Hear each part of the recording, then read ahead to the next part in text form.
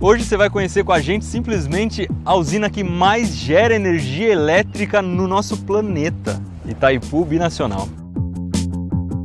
Se você é meio preguiçoso para estudar geografia, Itaipu fica no extremo oeste do estado do Paraná. Esse rio que a gente está vendo aqui embaixo, por acaso, se chama Rio Paraná e está na divisa entre o Brasil e o Paraguai. Então, Itaipu é uma usina que é dividida entre o Brasil e o Paraguai, por isso que ela chama usina binacional. Nesse momento, eu estou pisando, por exemplo, em território paraguaio, porque eu estou do lado de cá do Rio Paraná.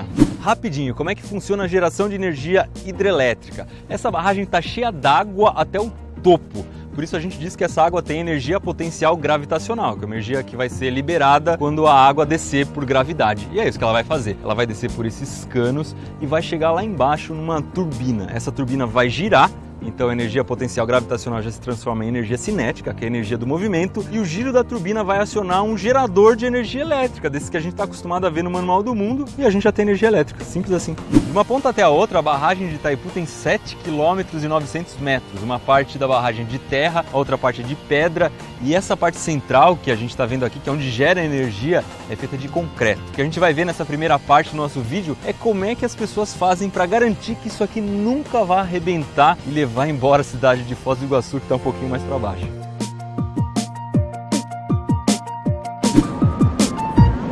Tá vendo o chão lá embaixo? A gente vai chegar até lá. Isso daqui não são andares, não. É a altitude que a gente está em relação ao nível do mar. A gente chama de cotas. Então a gente está descendo até a cota 40. São 40 metros em relação ao nível do mar.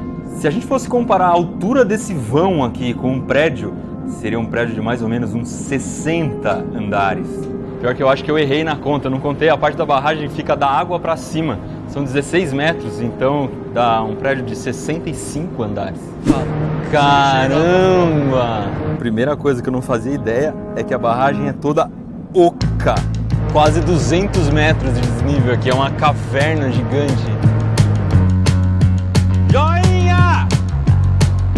Ó, a gente desceu até o fundo da estrutura da barragem. Aqui já é o leito do Rio Paraná, ou seja, a gente chegou na pedra em que a barragem foi construída em cima. Aqui a gente está na cota 40, lá em cima está na 220, são 180 metros abaixo do nível da represa. Nesse momento eu estou exatamente aqui embaixo. Você está vendo toda essa estrutura colossal aqui, pode dar a impressão de que é duro que nem uma pedra, que nem uma rocha. Não é bem assim não, essas paredes se mexem. A estrutura inteira da barragem é formada por 137 blocos de concreto, o que dá mais ou menos 210 vezes o concreto usado para construir o estádio do Maracanã. Você deve imaginar o tamanhinho que esses blocos têm, e entre eles existe um espacinho, uma margem de erro ali, uma junta, e para eles poderem se mexer de um jeito independente. Bora então conhecer um tal de alongâmetro, ele mede o deslocamento das placas. Então eu tenho uma espécie de uma régua, né? Que eu faço o encaixe perfeito, se fosse um encaixe macho-fêmea, né? E um relógio comparador, que conforme eu abro ou fecho, ele me dá a leitura. Qual é a resolução do instrumento? Micras, milésimo de milímetro. Nossa. A associação dessas três leituras me permite calcular o quanto que abriu e fechou essa junta e o quanto que ela movimentou nesse sentido. E os do piso, eu faço as mesmas três leituras e ele me dá novamente a abertura, só que daí nesse movimento eu vou ter o deslizamento entre um bloco e outro. Mas ele desloca? Ele desloca. E a movimentação dele é sazonal, ou seja, abre no inverno, fecha no verão. E esse pêndulo gigante serve para quê? Serve para monitorar o movimento da barragem, que seria a inclinação dela com relação a ela mesma. Isso aqui dentro a gente tem um peso de 60 kg. 60 quilos, que está dentro desse balde, aqui tem óleo. Certo. Esse óleo serve para diminuir a vibração, para que a gente tenha uma precisão maior na nossa leitura. Tá, e a linha está presa lá em cima, para cima da água. Para cima da água, na cota 223 mais precisamente. Nossa. Conforme ela se movimenta lá em cima, né? O que está pendurado aqui. O que está pendurado aqui fica mais longe ou mais próximo. Exatamente um prumo de pedreiro, só que high-tech. Exatamente. E com 200 metros de comprimento. Muito maior, né, do que um prumo de pedreiro. Qualquer movimentação que der lá em cima, essa linha vai bater na parede aqui. Se for uma movimentação brusca. Se for um terremoto, esperamos que não. Que nunca aconteça. Então esse aqui é o equipamento que a gente usa para fazer a leitura. chama-se cordinômetro. A leitura a gente faz na ponta desse cone aqui, um cone metálico. Essa leitura que interessa para nós. E vai cair a barragem, hein? Tem também um outro pêndulo, só que é invertido, que serve para ver se a barragem está se movimentando em relação ao chão. Só que aí a ponta desse instrumento fica presa lá embaixo, ancorada na rocha, e a outra ponta fica em cima numa boia. Então se a barragem se deslocar em relação ao planeta Terra, você sabe, vai ser essa linha aqui que vai contar. Esse cara aqui que vai entregar. Entendi. A barragem, ela praticamente não deslizou desde a época da construção até agora. Que bom, né?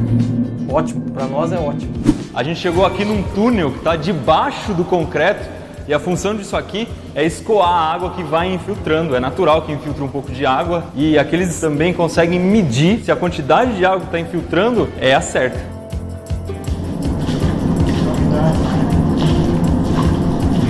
Na nossa estrutura, você tem vários pontos onde você sabe que a água vai passar, então você dá um caminho preferencial para ela e monitora essa água. Goteira monitorada, é? É isso que acontece com os drenos. E se você tampar, você vai abrir ele em outro lugar, né? Exatamente. Se você tampar ela aqui, ela vai procurar outro caminho preferencial e vai sair. Uma coisa importante é que toda essa água precisa ser bombeada para fora. São essas bombas aqui atrás que fazem isso, porque aqui a gente está num ponto que está debaixo d'água, tanto em relação ao nível da represa, quanto em relação ao nível da água que está depois da represa. Então não teria como essa água sair daqui. Se a gente não bombear, uma hora isso aqui tudo vai ficar debaixo d'água. A gente veio aqui para um cantinho da barragem, onde tem uma estrutura especial que chama vertedouro. Uma coisa legal daqui é que, como é um lugar binacional, os cartazes estão inscritos em duas línguas, em espanhol e português, porque uma parte dos trabalhadores vem do Paraguai.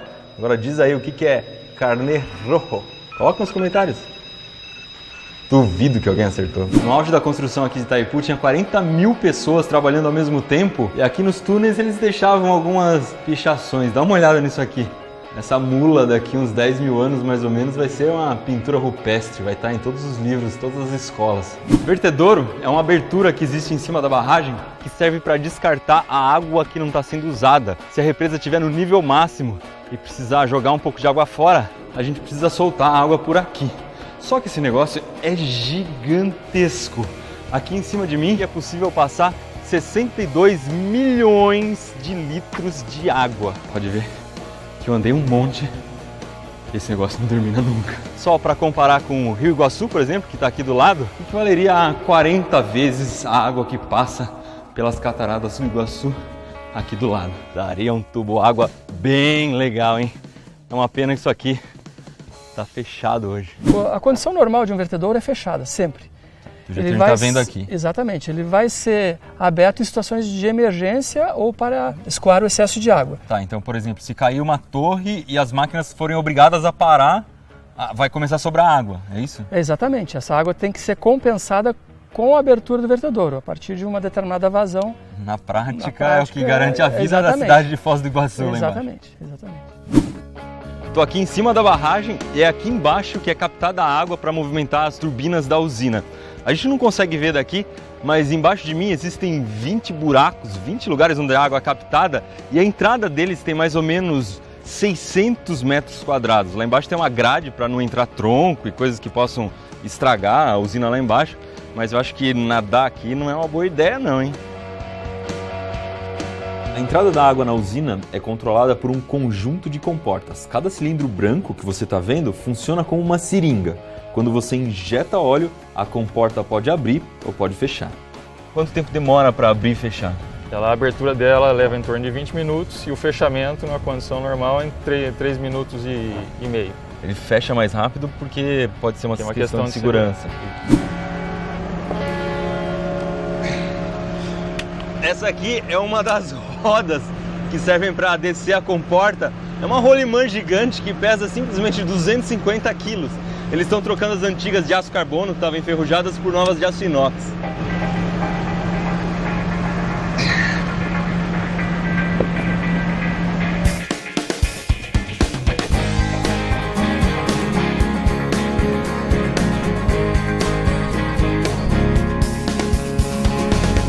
A água que entrou lá em cima da comporta está passando por esses caninhos aqui, que só de perto a gente consegue ver que eles são gigantes. O nome desse negócio é conduto forçado. Para você ter uma ideia da quantidade de água que passa aqui, é mais ou menos metade da água que desce lá pelas cataratas do Iguaçu.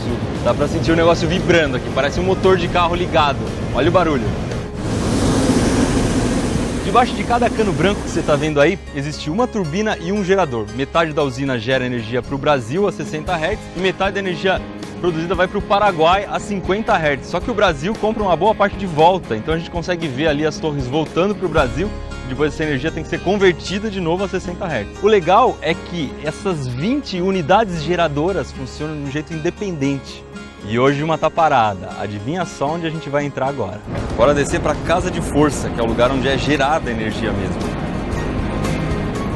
Aqui dentro da usina o ruído é muito forte, a gente tem que usar protetor auricular e é quase impossível de conversar. Eu tô aqui dentro de uma cabine telefônica e ela tem que ser isolada acusticamente, como se fosse um estúdio. Eu vou abrir a porta disso aqui e você vai ver a diferença. Esse aqui você consegue me ouvir direito. Tá vendo essa linha amarela aqui embaixo? É a divisa entre o Brasil e o Paraguai, ó. Tô no Paraguai, tô no Brasil. Esse aqui é o centro de controle, é como se fosse o cérebro da geração de energia aqui dentro da usina. A gente consegue ver aqui as máquinas que foram instaladas desde que Itaipu começou a funcionar, em 84. Elas funcionam até hoje, mas desde 2000 já tem um sistema digital, que a gente consegue ver os dados naquele telão lá atrás.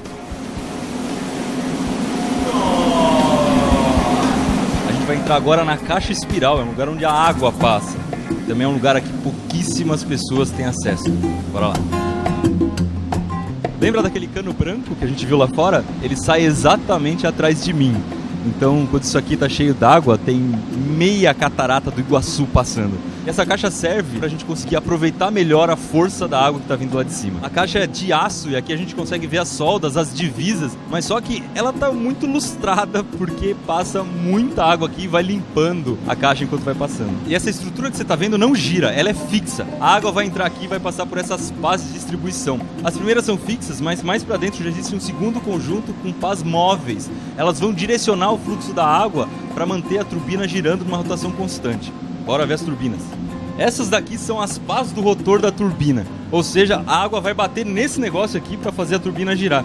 Aqui eu tenho uma miniatura, dá para ter uma ideia de mais ou menos como é o tamanho disso aqui, porque a gente não consegue ver aqui perto. O detalhe é que a turbina tem 300 toneladas, você deve imaginar que não é nem um pouco fácil de movimentar isso aqui. Vamos tentar? Acho que não rola não. Se você pudesse olhar de fora esse lugar onde eu estou, ele teria mais ou menos esse formato aqui.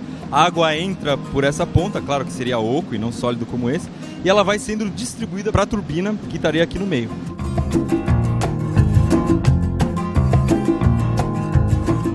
Depois que a água movimentar a turbina, ela vem para cá, ela vai passar por essas pás e estaria caindo em cima de mim se isso aqui estivesse funcionando. Eu estou dentro da turbina, embaixo dela. Nesse ponto aqui, a água já deu para a usina toda a sua energia cinética. Ela fez movimentar um eixo que está ligado nessa turbina aqui, e esse eixo está acoplado aos geradores que estão lá em cima. Daqui para baixo, a água já é devolvida ao Rio Paraná. A turbina tem 8 metros de diâmetro e roda mais ou menos 90 rotações por minuto. Como você deve ter imaginado, esse lugar aqui não é um lugar especial para as pessoas andarem. Esse chão, por exemplo, que eu estou pisando, ele não fica aqui enquanto a usina está funcionando. Ele foi colocado para dar manutenção. Então, qualquer manutenção que tem que ser feita aqui dentro, tem que ser montada toda uma estrutura especial para que as pessoas consigam se movimentar. Aqui, por exemplo, tem uma cápsula para alguém descer lá no fundo. Ela é parecida com aquela que salvou os mineiros chilenos lá na mina de cobre. E aqui a pessoa consegue descer por onde a água vai sair para o rio. As galerias das pirâmides do Egito devem ser fichinha perto disso aqui.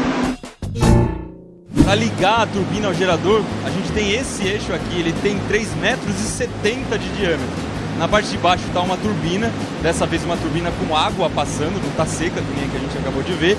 E lá em cima está o gerador.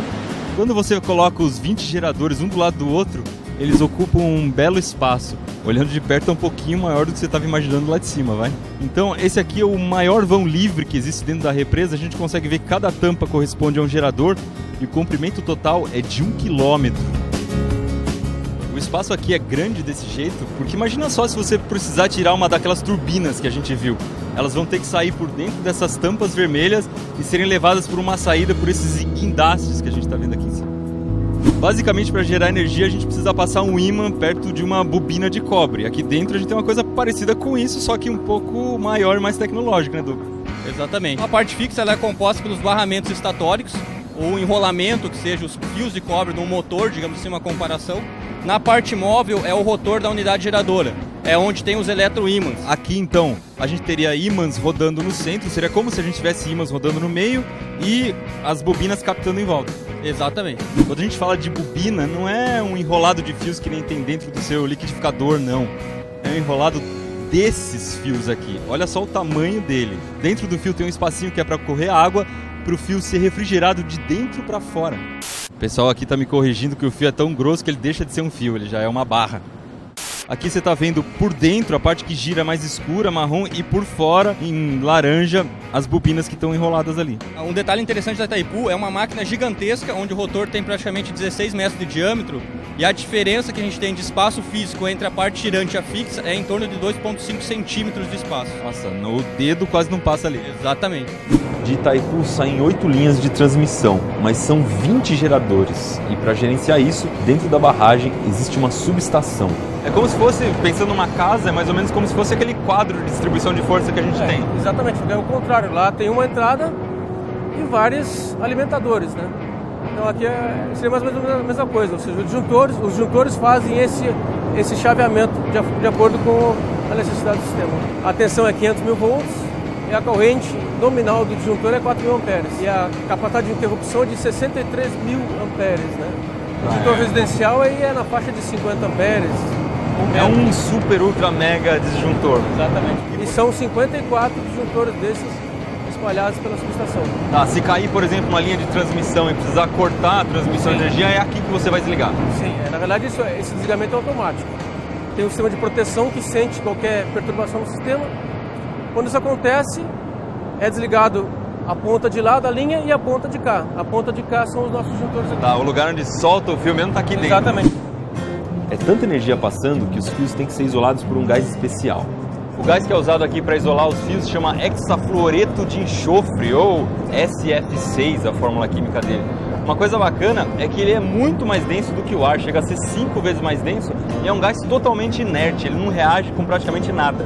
A questão é espaço físico. Uma subestação convencional desse porte, ela teria que ter 2,5 km de comprimento por 750 metros de largura. Ou seja, ela seria 10 vezes maior, não caberia aqui dentro.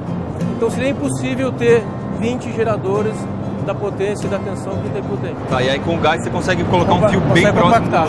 Aqui dentro tem 500 mil volts e 2 mil amperes circulando. Eu posso encostar aqui sem risco à minha segurança. Tá, se fosse um fio sem essa proteção, quantos metros a gente teria que estar de distância? No mínimo a 5 metros de distância. E mesmo assim, estaria sentindo os efeitos da indução. O pelo arrepiando aqui. Deixa eu ver, deixa eu passar.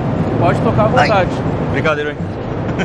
Tem duas coisas que fazem Itaipu ser tão poderosa assim. A primeira é o desnível, a diferença entre o nível da água lá em cima e o nível da água aqui embaixo, que é quase de 200 metros. Isso faz a água chegar muito forte lá nas turbinas. A segunda coisa é a vazão do rio, a quantidade de água que está vindo no Rio Paraná. E tem um terceiro fator interessante, é que rio acima tem 54 usinas que elas podem regular a quantidade de água que chega até aqui em Itaipu, garantindo que seja uma boa vazão o ano inteiro. E é aqui que termina o ciclo de Itaipu. A água que passou pelas turbinas, que gerou energia, está saindo aqui lá por baixo. A gente consegue ver ela ressurgindo ali, formando um borbulhamento. Aquilo que está espirrando não saiu da turbina, aquilo lá é refrigeração. E a energia elétrica a gente consegue ver indo embora por essas linhas, lá para sua casa, onde você está assistindo esse vídeo com energia gerada aqui em Itaipu, provavelmente, hein?